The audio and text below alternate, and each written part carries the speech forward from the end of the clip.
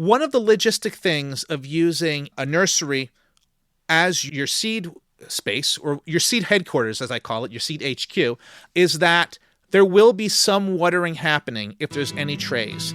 And so you really need whoever's watering in that nursery to be conscious that your seed crops need to stay dry. Welcome to another episode of the Seed Farmer Podcast, the podcast where I want you to harvest seeds from some of the vegetables and flowers growing in your farm or garden, and then to plant that seed out to grow delicious vegetables and beautiful flowers. If you enjoy the Seed Farmer Podcast and find it to be a good resource that helps you improve your seed work and farming, please support the show at spreadsheet.farm/support-podcast. I'm your host, Dan Brisebois, seed grower at Tourne-Sol Cooperative Farm and author of The Seed Farmer, a complete guide to growing, using, and selling your own seeds. Today's minisode is all about getting ready for seed harvest. But first, a touch of news.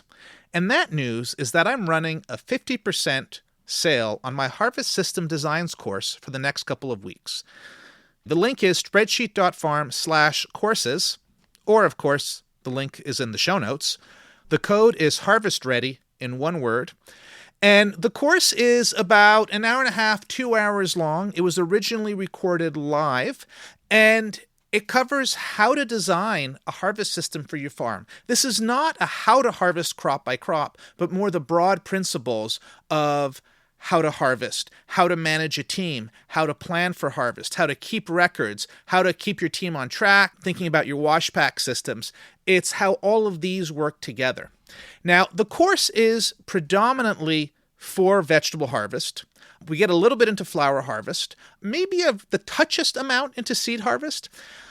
If you're just growing one or two seed crops, this course is not for that.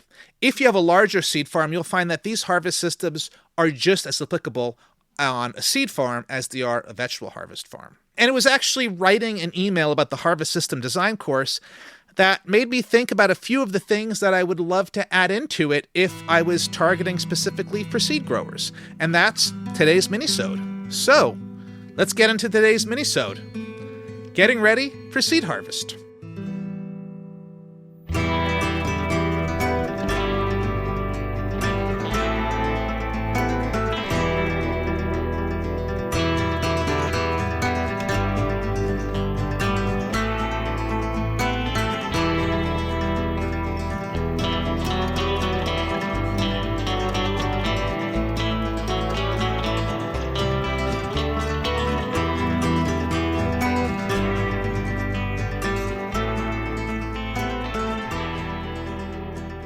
This episode is going live in second week of May. So it's still early in the year, and for the most part, much earlier than seed harvest time. And that's why I'm doing this episode now, because you want to have everything lined up so that once your harvest kicks in, you're able to just focus on that and not trying to figure out what you need. So that's what this episode is just kind of a mental checklist of what you should be thinking about.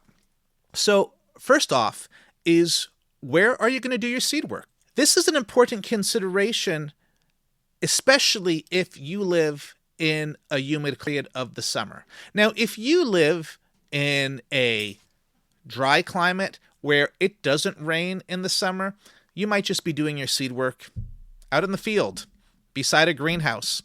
You've got a lot more options than those of us who are dealing with humidity. An easy solution for a lot of market gardeners is your seedling nursery.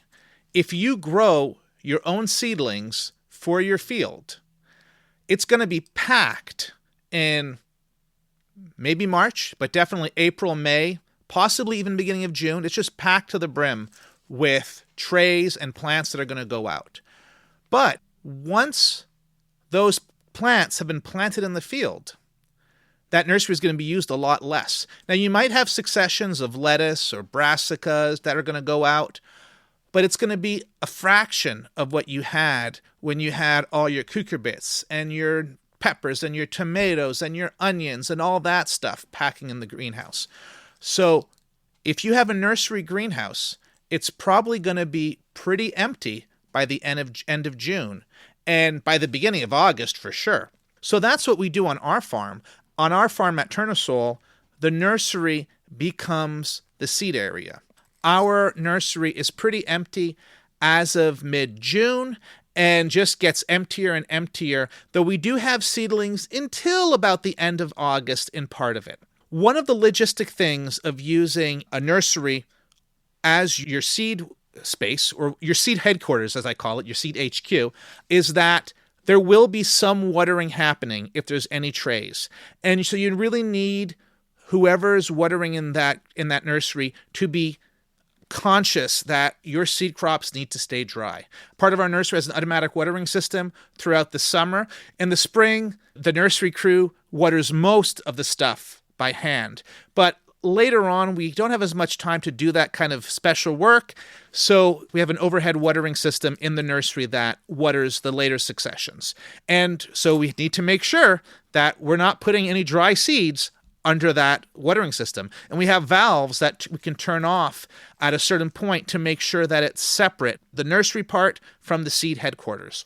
So that's where we're going to do our seed work.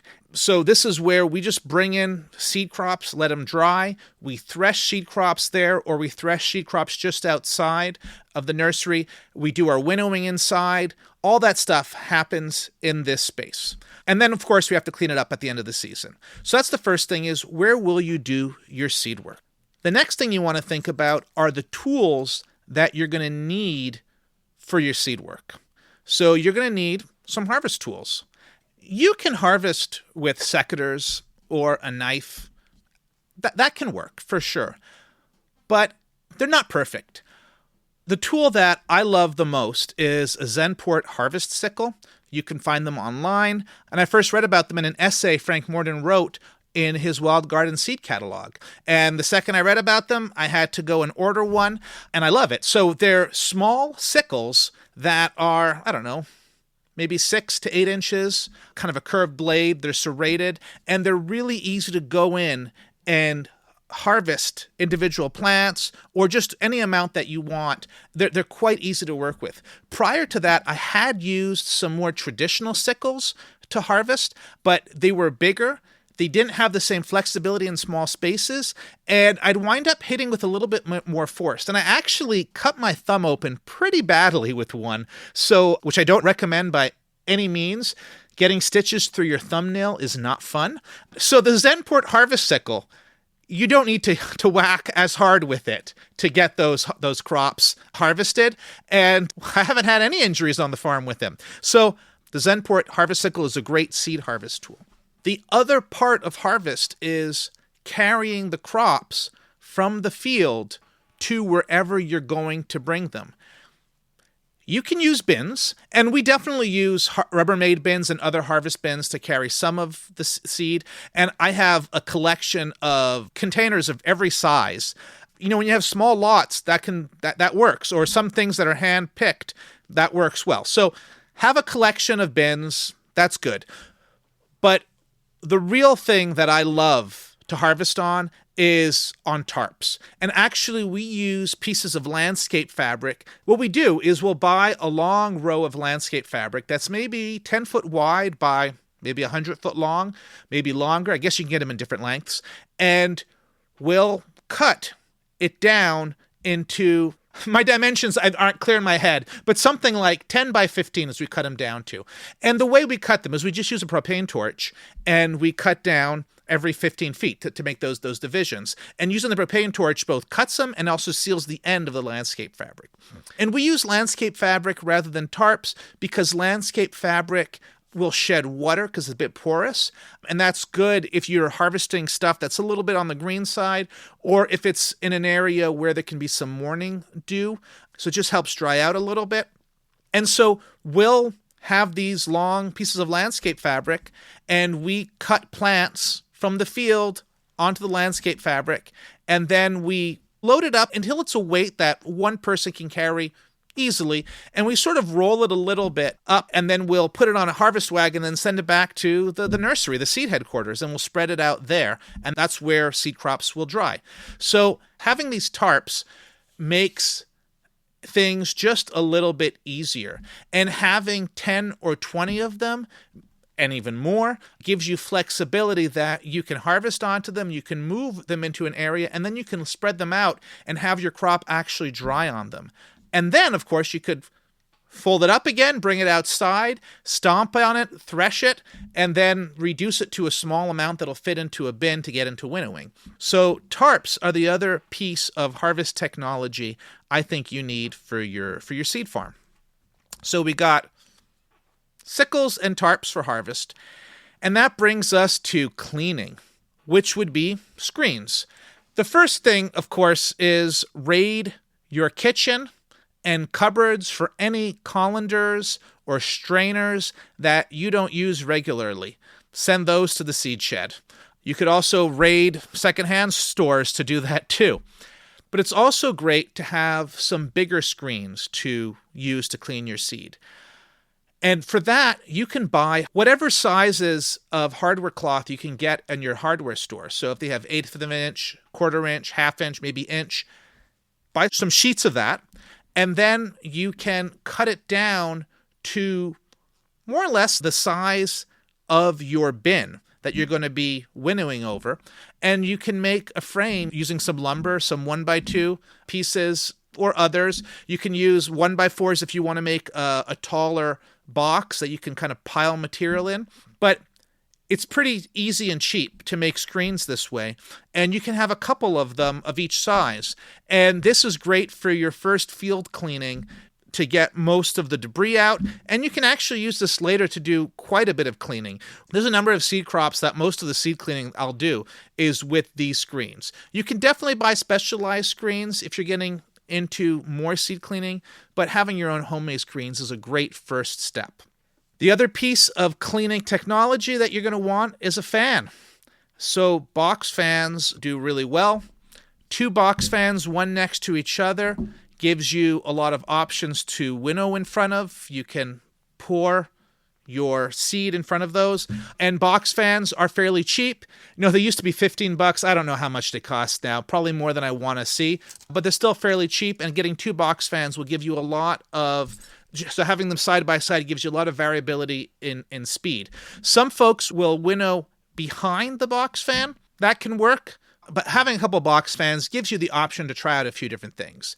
But winnowing with box fans gives you so much more freedom than relying on the wind outdoors, which may not be strong enough or may be way too strong for the seeds that you're dealing with. So get a couple box fans. And the last piece of seed cleaning, but also seed harvest technology would be get some dust masks.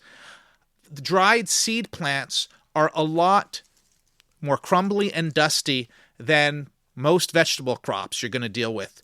And you don't want to breathe that stuff in. So get some good dust masks to protect yourself and wear them. That's a fantastic thing to do. So those are some of the things that you should think about now to get ready so that when seed harvest comes in a month or 2, you are ready to harvest some seed without worry. And that's episode 66 of the Seed Farmer Podcast. I hope this episode has you feeling ready for seed harvest this summer. If you're looking for more harvest system information, have I mentioned that I have a harvest systems design course and that there is a 50% promo code right now? If you're interested in the Harvest Systems Design course, you can head to spreadsheet.farm/courses, and the promo code is HarvestReady. Thank you to Sophie Sedelten for the theme music. You can hear more of their music at sophiesedelten.com. Thank you to Molly Breezebois for editing this episode, and thank you so much for joining me in this Seed Farmer minisode. You can find more seed growing resources on my blog at seedgrowers.farm. While you're there, you can subscribe to my newsletter full of seed growing, crop planning, and farm spreadsheets. You can also find out where to order a copy of my book, The Seed Farmer, a complete guide to growing, using, and selling your own seed. And you can support the show at spreadsheet.farm/support-podcast. If you haven't already subscribed, now's the time. You wouldn't want to miss the next episode. Until then, happy farming.